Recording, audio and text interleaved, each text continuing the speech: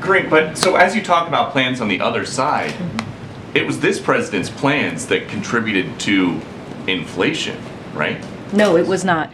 It was this president's plan. If we talk about the American Rescue Plan, look, Peter, when the president walked into this administration, there was an economic crisis, there was a COVID crisis, there was a climate change crisis, and we're still dealing with a lot of that right now. But the president turned the economy back on. There were businesses that were closed, schools that were closed, and because of the American Rescue Plan, by the way, no Republican voted for that plan, and that plan had $350 billion for public safety, another thing that Republicans talk about, but they actually don't do, and they don't push forward on a policy that will help our law enforcement.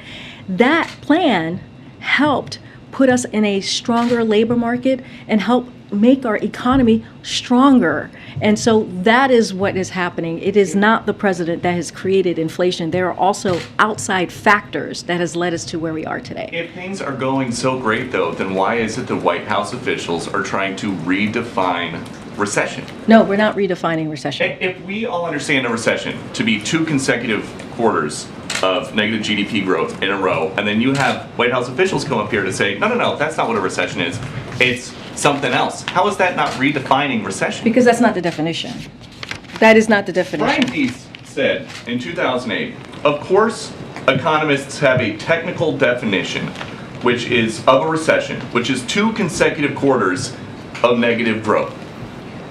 I can tell you this. Yesterday he said 2 negative quarters of GDP growth is not the technical definition of a recession. It is What not. changed? It is not. Why did he say that It was? is not. I can What's the I can difference other speak than who the to president I is? can speak to what he said yesterday in front of all of you, which is the last thing that you just repeated.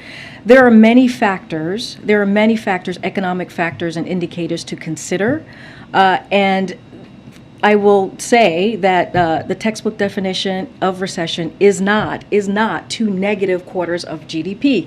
We have a strong labor market.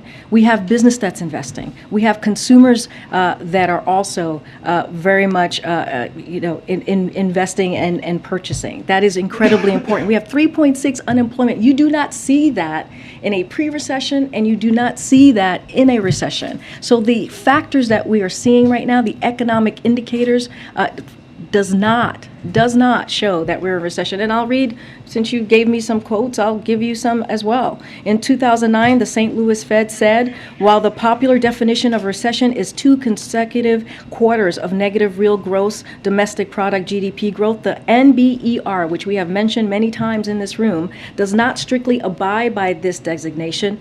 Instead, the committee broadly defines a recession as a significant decline in economic activity spreading across the economy, lasting more than a few months. NBER has been around since 1920. I'm going to move on.